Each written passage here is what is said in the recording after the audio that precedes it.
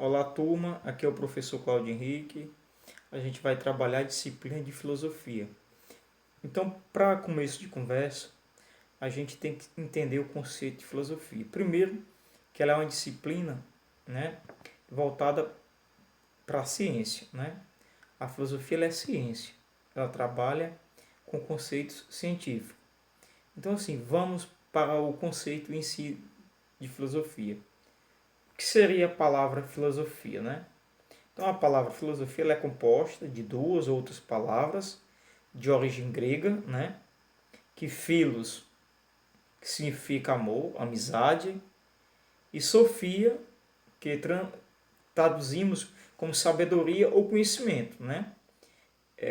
Este quando solicitado por uma pessoa ao demonstrar o seu saber. Ou seja, a palavra filosofia ela se divide em duas. Philo, né? Que seria o que? Vamos lá. Amor, amizade, Sofia.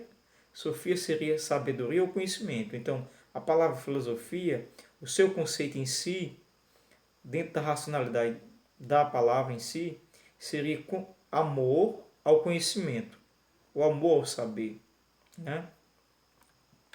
Então, todos nós que temos amor, desejo para aprender algo ou conhecer um determinado objeto, a gente está agindo como um filósofo, né?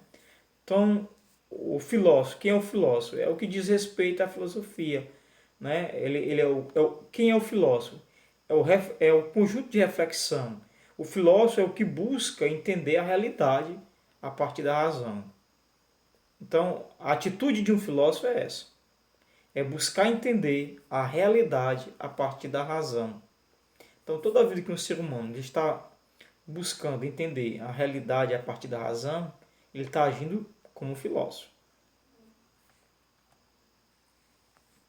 A filosofia ela trabalha com a razão, né, da existência humana, né? A reflexão particular em busca de entender a realidade a partir da razão. Então esse é o trabalho da filosofia, né? Refletir, buscar entender a realidade a partir da razão, né? Aqui a gente tem essa imagem, eu coloquei proposital, né? Porque qual é o símbolo de um filósofo? É o cara pensando, refletindo. Então a gente vê essa imagem aqui, que o homem debruçado sobre a sua mão. Aqui de repente eu coloquei, né, para a gente fazer um contraste com o índio também refletindo, né? Já que as nossas origens estão ligadas aos índios também. Então a filosofia ela vai surgir na Grécia Antiga, né? Por volta do século 7 a.C. ao 6 a.C. Nós podemos falar da filosofia nesse período, do século 7 ao 6 a.C., ressaltando a região Jônia, né? Mileto, né? Mileto, a cidade de Mileto, todo mundo sabe que é na Grécia. Então, assim, Tales, Anaximenes são os filósofos, né, desse período, século 7 ao 6 a.C. Tales ele viveu 642 a 546 a.C. Anaximandro 610 a 545 a.C. Anaximenes de 585 a 525 a.C. Professor, já ouvi falar em mito, estou vendo que você vai comentar mito e filosofia. Sim, o mito, a gente deve perceber que ele vem a existir antes da filosofia, enquanto a filosofia é posterior. Por quê? Porque a filosofia ela veio para combater o mito, podemos dizer, entre aspas, combater a ideia mitológica, né? Porque o que é o mito? Né? O mito é uma narrativa que busca explicar a origem de algo. Narrativas que possuem a presença de deuses e forças sobrenaturais em suas composições. A origem da palavra vem do grego, mitos, narrar, designar, apontar. Então, assim, na antiguidade, tudo se explicava a partir da mitologia, né? Então, assim, deixar bem claro para o aluno entender Que o aluno, quando a gente pergunta o que é o mito, de repente ele diz, é uma coisa que não é verdade. Não é bem assim. Conceituar mito seria o quê? É uma explicação, né, sobre um determinado fenômeno, algo ou acontecimento, ou um fato, ou um objeto, ou um acontecido. Essa explicação, ela simplesmente ela é colocada, expressada, mas ela não é aprofundada, né? Toda explicação mitológica ela não se aprofunda, ela não vai refletir, ela não vai buscar a racionalidade, ela simplesmente ela explica o objeto, o fato em si, mas ela não tem a preocupação de buscar a comprovação, né? Então, mito e filosofia a gente tem que ter muito cuidado. Como eu falei anterior, a filosofia ela vem combater o mito. Por que a filosofia? Porque a filosofia combate o mito. Porque é um pensamento de alguém que não aceita uma explicação sem comprovação. O filósofo ele busca compreender racionalmente. Ele não aceita simplesmente uma explicação por mero explicação. Ele quer aprofundar, ele quer entender, ele quer provar, buscar uma verdade. Então, o mito ele é uma narrativa sobre a origem de alguma coisa, sua palavra é sagrada, porque vem de uma revelação divina, então, assim, os mitos eram colocados de uma forma como fosse algo divino. É incontestável, né? Ou seja, ninguém questiona. Ele narra a origem do mundo, né? Então as primeiras explicações mitológicas seria a narração de como surgiu o mundo, né? O mito narra a origem das coisas por meio de lutas, alianças e relações sexuais entre forças sobrenaturais que governam o mundo e o destino dos homens. Ou seja, quando as pessoas estudavam a origem do mundo e do homem em si, né? É como se o sobrenatural fosse o responsável pelo agir dos homens. Tem uma diferença entre mito e filosofia? Sim. Né? Enquanto o mito ele pretendia narrar como as coisas eram ou tinham sido no passado, a filosofia ela se preocupa em explicar como e porquê no passado, no presente e no futuro. Então veja que o mito só narra os acontecimentos, as coisas, enquanto a filosofia ela se preocupa em explicar o porquê das coisas, tanto no passado, quanto no presente, quanto o que vem ao futuro. Então o mito ele narra a origem do meio, né, de genealogias, de rivalidades ou alianças entre forças divinas, sobrenaturais e personalizadas, enquanto a filosofia explica a produção natural das coisas, por elementos naturais primordiais. O mito ele não se importava com contradições, enquanto a filosofia ela se preocupa com as contradições. Né? Quando ela se depara com um objeto que tem uma explicação, que há contradições, ela vai procurar se aprofundar e entender de forma que ela chegue a um conhecimento racional, verdade, de uma verdade. A filosofia ela não admira as contradições, jamais. Né? As fabulações, as coisas incompreensíveis, mas exige que a explicação seja coerente, lógica e racional. Então a filosofia, por isso que ela é considerada como ciência, que ela busca explicação coerente, lógico e racional, ou seja, é um conhecimento sistematizado, a filosofia. Né? Então, condições históricas para o surgimento da filosofia. Né? O que propiciou, o que ajudou desenvolver o papel chamado filosófico, ou que chegou a formar a ciência e a filosofia. O papel do filósofo, como ele veio à tona, como ele surgiu. Alguns pontos nós, dentro da filosofia, consideramos primordial. O que facilitou, o que deu condição para a filosofia vir surgir na sociedade, quanto ciência. Então, a filosofia ela é resultante desses fatos, como, primeiro, as viagens marítimas contribuiu, A invenção do calendário também contribuiu. A invenção da moeda, o surgimento da vida urbana, a invenção da escrita alfabética, a invenção da política. Então, todos esses pontos foram fatores que contribuíram para o surgimento da filosofia, até tornar ciência. Platão e o mito da caverna, né? O mito da caverna é uma metáfora, né, da condição humana perante o mundo no que diz respeito à importância do conhecimento filosófico e a educação como forma de superação da ignorância, né? O mito da caverna, também chamado de alegoria da caverna, foi escrito pelo filósofo Platão e encontra-se na obra intitulada A República, né? Então, assim, um pequeno resumo, o mito da caverna seria um trabalho de Platão, onde no qual ele escreve e faz a colocação de humanos que cresceram dentro da caverna, de criança à formação de adulto, e o seu universo, o seu mundo, se tornou a caverna. E tudo que está lá fora, no externo, fora da caverna, a sombra, ao refletir dentro da caverna, à noite, quando eles faziam a fogueira, né? A sombra também dentro da caverna, o refletir que fazia esse homem, diante da sua ignorância, ter uma percepção de mundo diferente, né?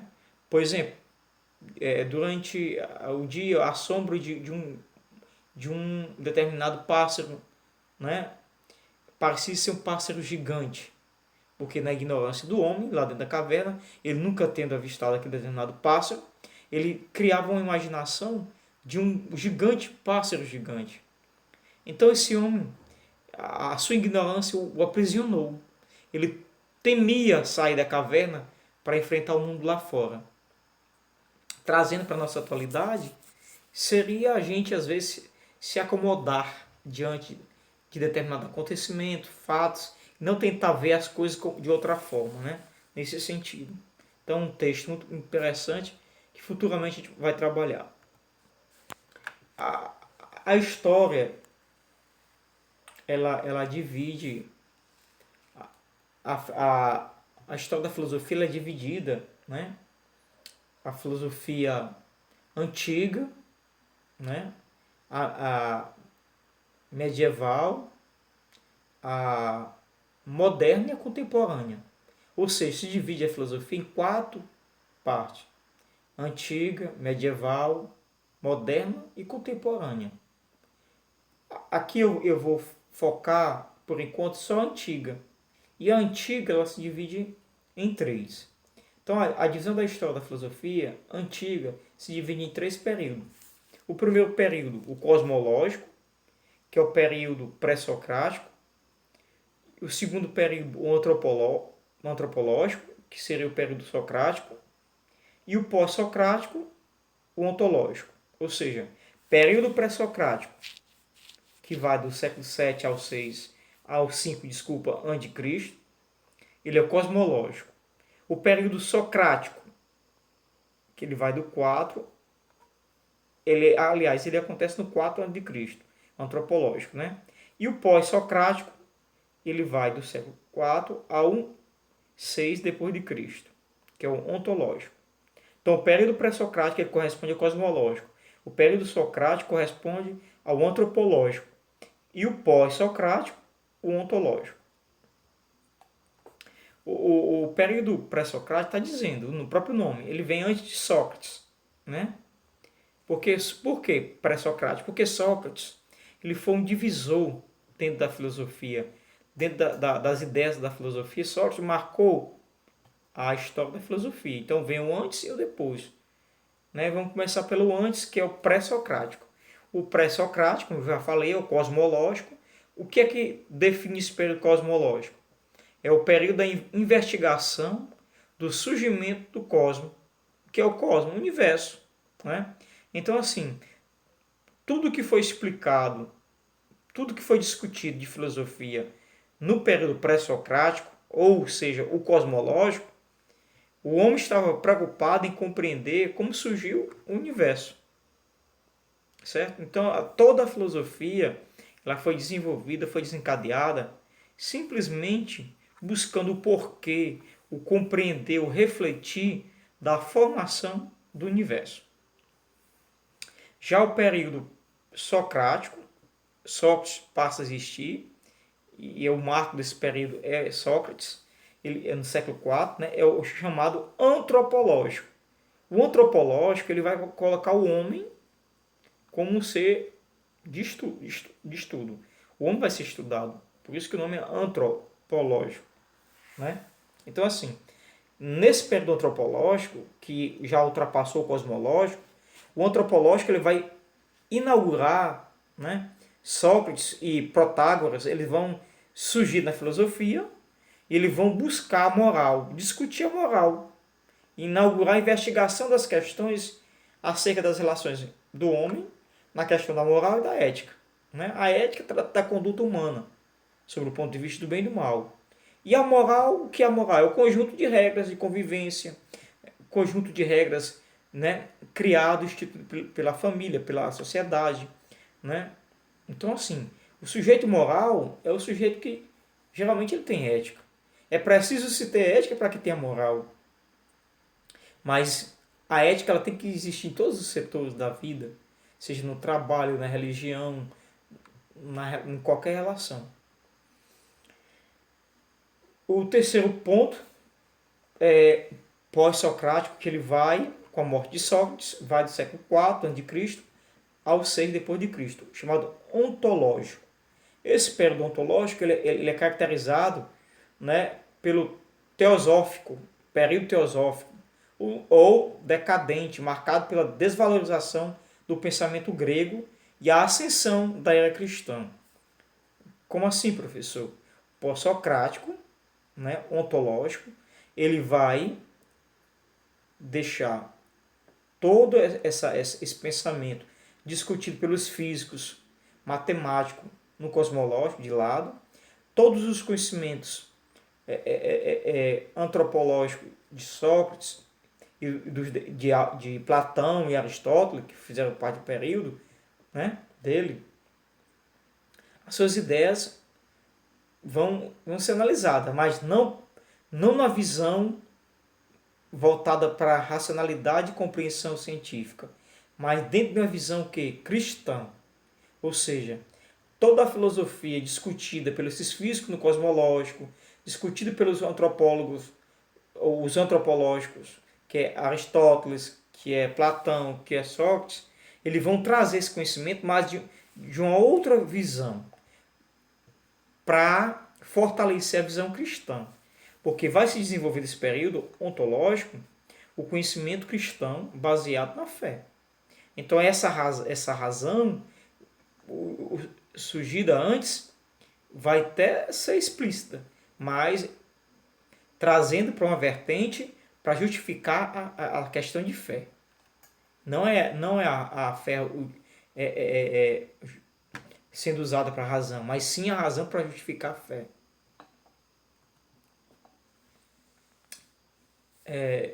Pré-socráticos, né, são caracterizados pensamentos que antecedem o humanismo, né, inaugurado por Sócrates, buscam através de pistas, que quer dizer natureza, mundo externo, o responsável pela ordem do cosmos, né? Então, assim, os pré-socráticos, né, nós temos Tales, Anaximandros, são caras que lidavam com a física, né? Os jônios, assim chamados por habitarem a região da Jônia, a atual Turquia, fundador da filosofia cosmológica, né? Então, os grandes pensadores cosmológicos estavam na região de Jônia, né? Tales é um exemplo, né? Vocês já ouviram falar. Fundador da filosofia cosmológica. Observou que todos, segundo Tales, ele observou que todos os eram compostos de água, né? Ou seja, tudo tinha composição com a água. A água é o responsável pela vida. Então isso foi defendido por esse filósofo, Tales, né? Assim, a água é o princípio de todas as coisas. Então, segundo a filosofia cosmológica, né, o Tales tinha um pensamento de que o responsável pela vida no universo e todos os seres que tinha vida, seria água. Tudo é água, segundo Tales. Já Anaximandro, para este pensador, o princípio do universo é o áperam, né? Ou seja, o princípio puramente racional, né? Ou seja, a separação dos contrários gerou os opostos, o quente e o frio, o seco e o úmido, o fogo e a água, né? Interminado, infinito, ilimitado e imutável, ou seja, segundo as teorias de Anaximandro. Anaximenes, né? Ele vai dizer o seguinte, que o ar, né, é o responsável pela existência da vida no universo. Afirmou ser o ar o princípio ativo de todas as coisas. O ar, segundo Anaximenes, governa o mundo e todos os seres que nele habitam. Né? Rarefazendo-se fogo, condensando-se água, né? O homem é resultado do sopro divino. O ar é essencial à vida.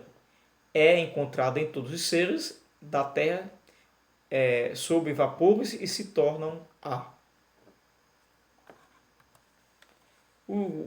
Os pitagóricos, né, que tinha a visão de Pitágoras, os pitagóricos faziam parte de uma escola, essa escola iniciada por Pitágoras na região de Samos, localizado na costa da Turquia, né? Pitágoras, para ele o universo é uma exatidão numérica. Então ele vai trazer os números a benefício para o equilíbrio do universo. Pode ser dividido em porções numéricas cada vez menores. Segundo Pitágoras, tinha uma profunda relação com a religião. Né? Os números. O número 1, Deus é o elemento central. Né? Ele coloca o número 1, Deus, como um elemento central. Esse número, limitados, ímpares, princípio feminino do cosmos, né? Limitados, pares, princípio masculino do cosmos.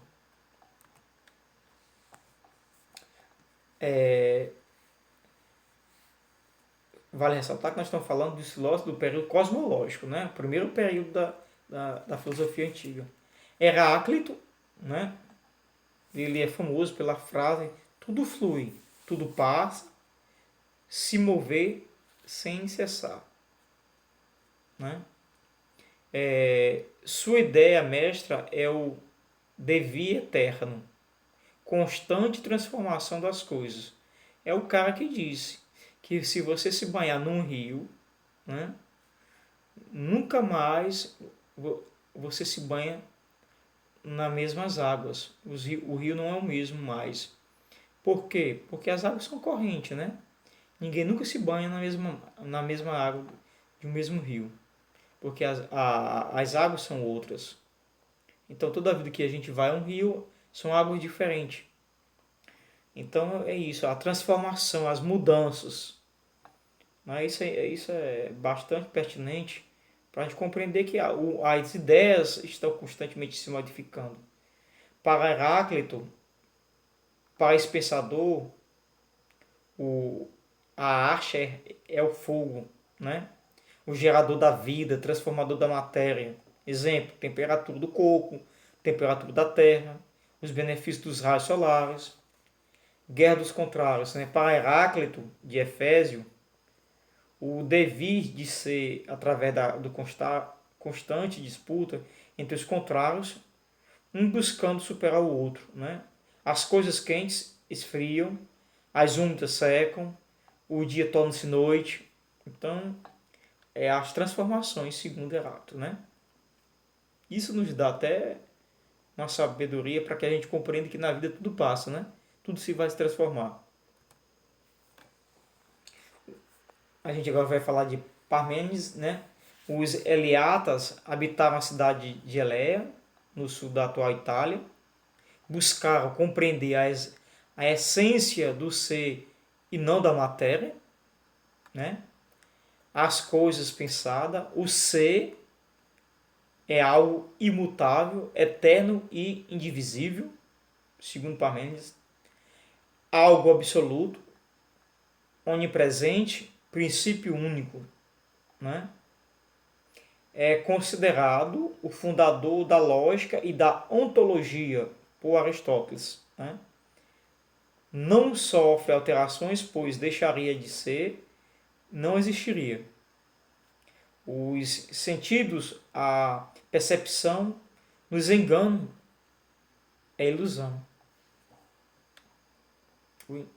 O engano, a ilusão. O homem tem que ter cuidado com a mente, né? Os pensamentos. Então, assim, o período socrático, deixando um pouco o período cosmológico, ele é marcado por Sócrates. Período socrático ou antropológico, no final do século V e todo o século IV a.C., quando a filosofia é investiga as questões humanas, isto é, a ética, a política, as técnicas, né? Em grego, anthropos quer dizer homem. Por isso o período recebeu o nome antropológico. Estudar o homem, né?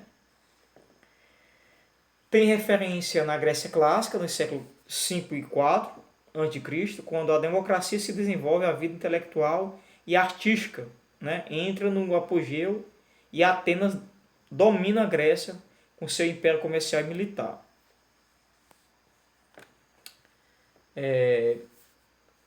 Os séculos V e IV a.C., na Grécia Antiga, ele foram de grande desenvolvimento cultural e científico. O esplendor de cidades como Atenas e seu sistema político, democrático, proporcionou o terreno propício para o desenvolvimento do pensamento, né? E a época dos sofistas e do grande pensador Sócrates. Os sofistas eram geralmente filósofos, que eram homens que tinham o poder da oratória e muito conhecimento e eram contratados pelas famílias de elite, né, para ensinar seus filhos, os sofistas, né? Então foi nessa época que tanto Sócrates quanto os sofistas surgiram, né? Os sofistas, entre eles Gorgias, Leontinos e Abdera, defendiam uma educação cujo objetivo máximo seria a formação de cidadão pleno, preparado para atuar politicamente para o crescimento da cidade. Dentro desta proposta pedagógica, os jovens eles deveriam ser preparados para falar bem, ou seja, a retórica, né? Pensar e manifestar suas qualidades artísticas. Sócrates começa a pensar e refletir sobre o homem, buscando entender o funcionamento do universo dentro de uma concepção científica. Ele vai tentar compreender o universo, igual os filósofos do período cosmológico, só que dentro de uma outra visão, né? Para ele, a verdade está ligada ao bem moral do ser humano.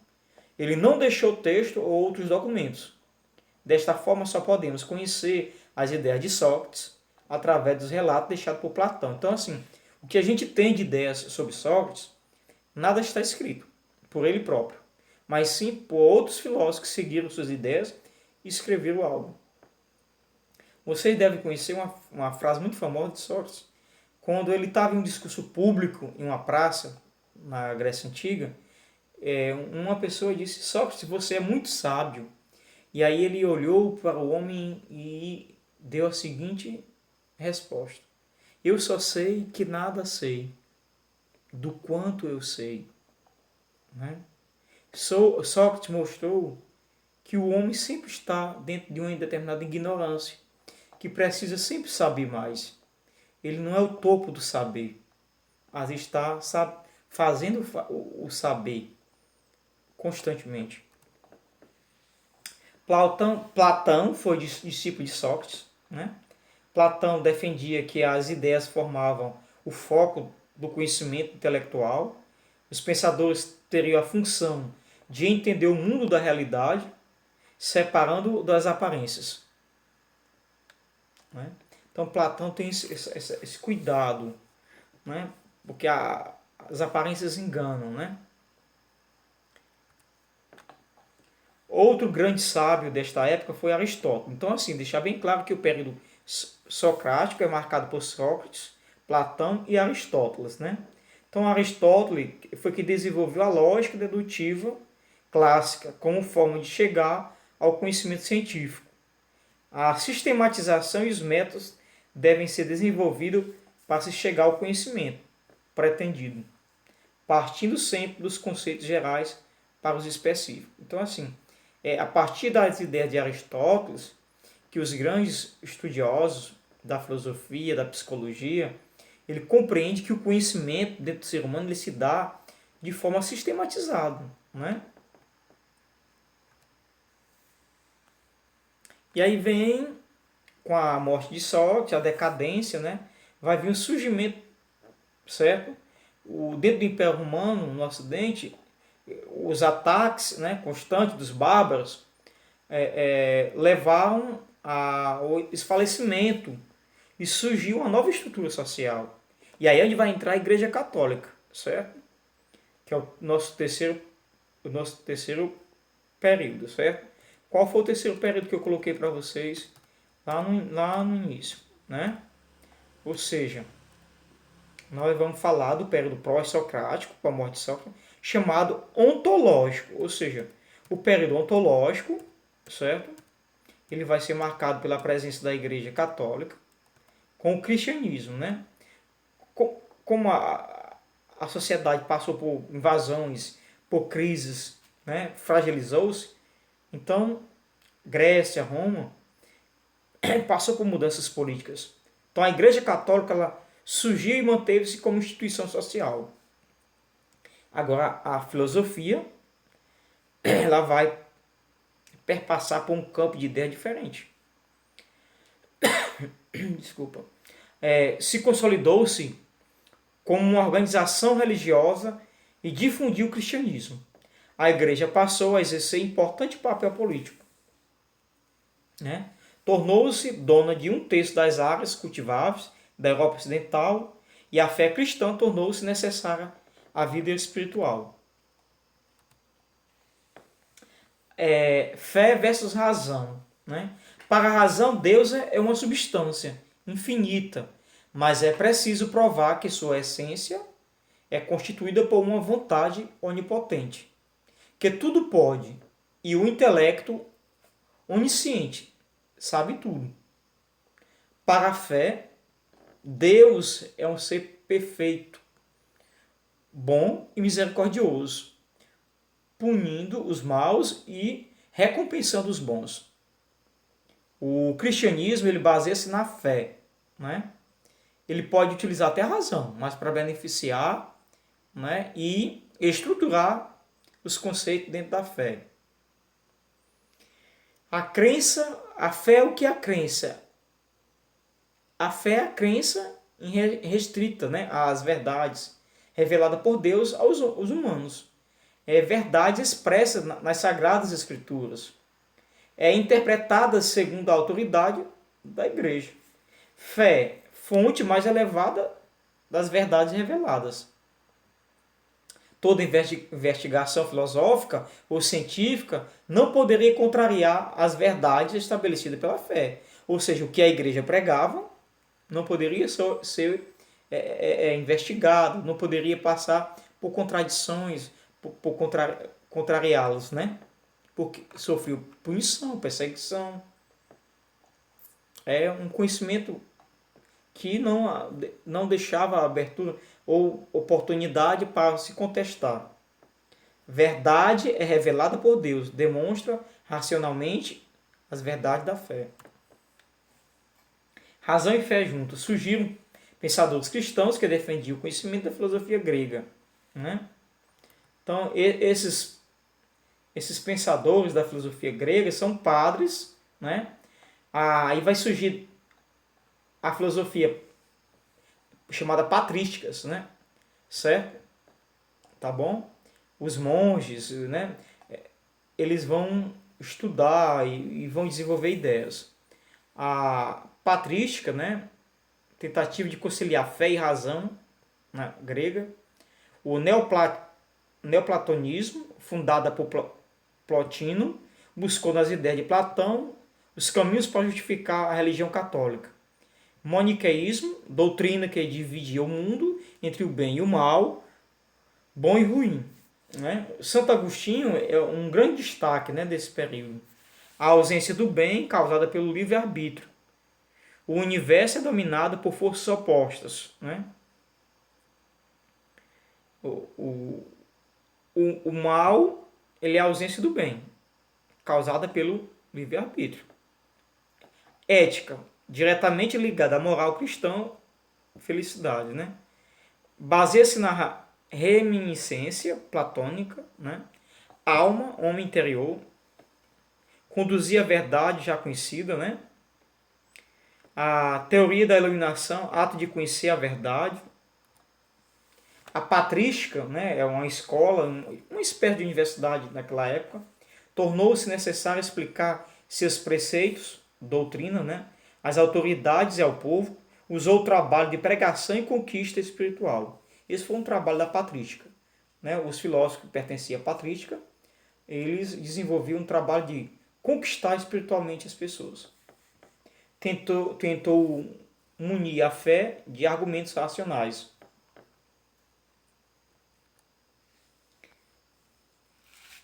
Padres apostólicos, os apóstolos, né, São Paulo, a relação com temas morais, eram os trabalhos desses filósofos. A patrística pretendia conciliação entre razão e fé. Santo Agostinho é uma das figuras que representa a patrística, né? A escolástica é representada por São Tomás de Aquino. Então, esses dois padres, eles estão dentro dessa universidade. Cai em Enem, muito cai. A patrística, representada por Santo Agostinho. Ela está voltada para uma filosofia platônica, Platão, né? A escolástica, São Tomás de Aquino, já vai focar muito as ideias de Aristóteles, mas dentro de uma visão de fé. O mundo inteligível, o mundo das ideias divinas, pela iluminação, o homem recebe de Deus o conhecimento das verdades eternas. Concepção dualista, oposto. Razão subordinada à fé. Creio para que eu possa entender. Agostinho argumenta em favor da supremacia do espírito sobre o corpo, a matéria. A alma teria sido criada por Deus para reinar sobre o corpo, dirigindo para a prática do bem. Quando o corpo se torna mais importante, assume o governo da alma. Surge a ideia do pecado, ou seja, quando é colocado em prática o desejo do corpo, é que surge o pecado. Mas quando o homem deixa fluir o desejo simplesmente do espírito, né, aí sim há uma recompensa maior na vida de acolher e receber coisas melhores. A submissão do espírito à matéria, na essência à aparência. Ser livre é servir a Deus, pois o prazer de pecar é escravidão. Então, segundo a visão filosófica, né, de Agostinho, Santo Agostinho, ele diz que o homem ele é livre quando ele está servindo a Deus. Quando o homem ele está em busca dos prazeres, ele vai estar escravizado. Então, condena-se a teoria pelo fato de conservar a noção grega de autonomia da vida moral humana. A noção de que o indivíduo pode salvar-se por si só, sendo bom e fazendo boas obras, sem a necessidade de ajuda divina. Então, teoria contraditória à submissão total do ser humano ao Deus cristão, defendido pela Igreja. Né? Então, a filosofia grega é cidadão, ser humano, social e político. E a filosofia cristã, agostiniana, enfatiza no indivíduo sua ligação com Deus, a responsabilidade dos atos e a exaltação da salvação divina. Então, a gente fica por aqui e vocês possam se aprofundar e pesquisar mais sobre a filosofia no surgimento na Idade Antiga.